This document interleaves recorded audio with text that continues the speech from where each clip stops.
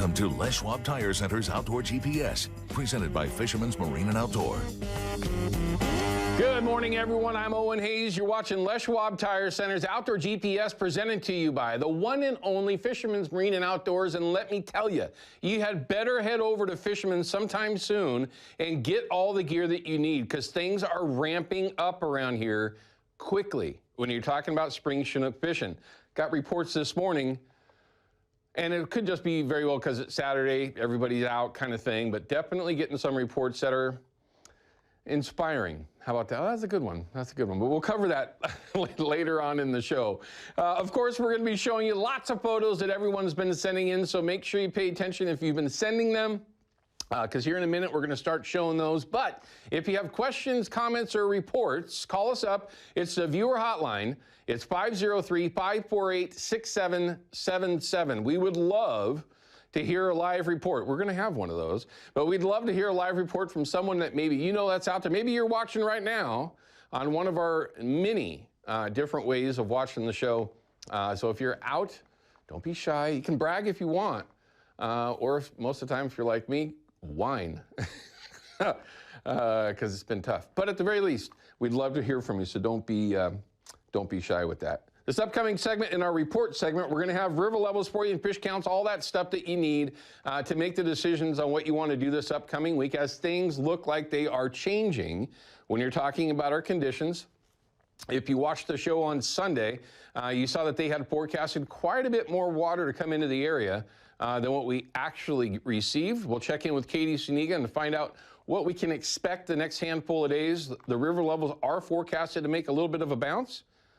So at the very least, we'll go over all that, give you that info. Again, I'll have my report for this week, which my arm is killing me. And I wish I could say it was because I was fighting so many fish, although it was close. We'll talk about that here in a little bit. Have some reports again, of course, to share. Also, a shout out to a gentleman that I've never actually had a chance to meet personally, but several years ago made a drawing for me that I actually have on my wall at my house, because it's that darn impressive. I got to throw that out there to you. It was really cool having the chance to meet him out on the water this week. It was an interesting all the way around, but it was pretty cool. We're going to have a chance to show you that here in a bit. Special guest this morning, Bill Monroe Jr. He's the owner-operator of Bill Monroe Outdoors. You've seen him here over the years many times. A lot of times when we talk with Bill, it's about policy, stuff that's going on out there. Great photo with him and Mr. Buzz Ramsey. Talking with Bill a lot, because I'll just be honest. He's a lot smarter than I am, and he's able to keep track of all this stuff a lot better than I am.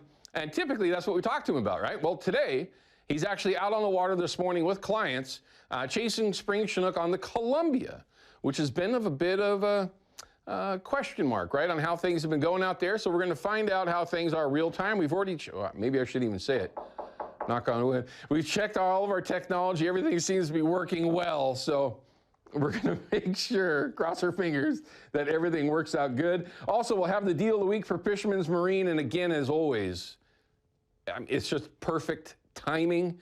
So we're going to have that for you as well. But before we get to photos, let's go ahead and take John. John is actually live on the Columbia. Let's find out. John, thanks for calling us up and sharing a live report. You don't have to tell us what rock you're standing on, but what section of the river are you in? Yeah, out in the flats. Okay, well, for a lot of us, we know exactly what you're referring to. We appreciate that. How's the fishing? What are you seeing? There's 3 boats out here, slow, but marked certainly a salmon signature.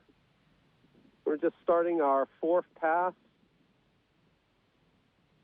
Just starting your 4th pass, John? Are you guys, are you trolling herring? What are you doing? Yep, herring behind a triangle flasher. Okay, very good. So it's a pretty standard program. I'm assuming that you're running braille, keeping it right on the bottom, you know, where the fish are, right? Yeah, dragging bottom. Yeah, pretty good. So overall, not a big crowd out where you are. What are the conditions like? How's the river look? Oh, it looks great. Got plenty of visibility. Can see past the prop, and you know, not a lot of wind, just a slight east wind. All right, well, that's tolerable, very tolerable. Next question, what if you have the technology, what's the temperature that you're getting out there this morning on the Columbia? Oh, my fish finder says 44.3. Okay. But it's about, I think, a degree off on the lower side. So it's probably upper 44, 45. Okay, yeah, and all the units out there, every one are different, it seems like. You could have two of the same ones in the boat, and one of them's going to have a different reading than the other. It is what it is. So not bad.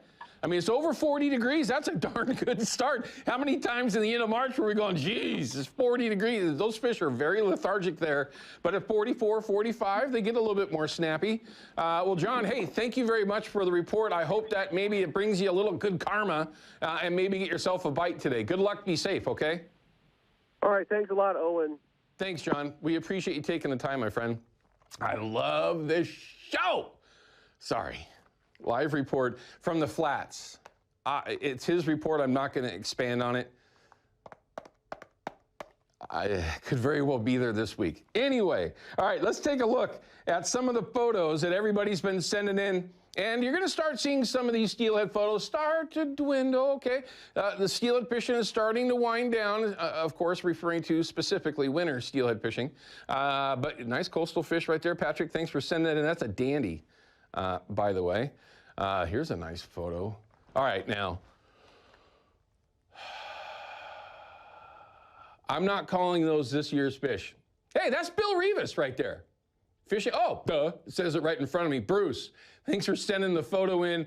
The trees are kind of iffy. We had some really nice weather, and Bill's bait, we had Bill in here this past weekend for Millennial Baits, has been doing some work out there this week. And yeah, for all those that went in to try to find some of his products at Fisherman's Marine, I hope he got there quickly. Guy White, look at that, March Delight, that's right. March steelhead is still a thing. Everyone, and Guy White, the autopilot guru. Anytime any of you are ever asking, who is it that takes care of your autopilots and makes sure your boat's not hot or whatever else, it's that man right there. He is a legend in our area. Thank you, Guy White, for your talents, my friend. Here's another good one. Michael got, oh, this is Michael. This is from Joel and Troutdale. This is Michael. This is the young man that we had some folks donate some gear for, who had lost all, I shouldn't even say lost, had all of his gear stolen. Great young man. He's the young man that goes out and cleans up my home river, and others, by the way. But super good kid, and great to see him get some gear so he can get back out there and chase some fish around. We had that gear here in the studio for a little while before we actually got it into his hands. Pretty cool. Thanks for sending that one in. Joel, here's a good one. I love it. Papa Mike sent in Trevin, I believe I said that right, clamming. And yep, there's some opportunities for that as well. I wish, we should get some more reports on clam. I don't go clamming. I'm not a clam fan, believe it or not. My daughter and Eva love to go clamming. Maybe we should send them out there. But there's lots of ways to send photos in. Nothing better or easier than the Fox 12 app. It's easy, it's free, download it on whatever device that you have. Once you do so, find out their GPS and it'll show you exactly where and how to upload your photos and videos so that we can show you off at the beginning of each one of our shows. All right, we're gonna cut to a break. I'm actually on time. Is that right?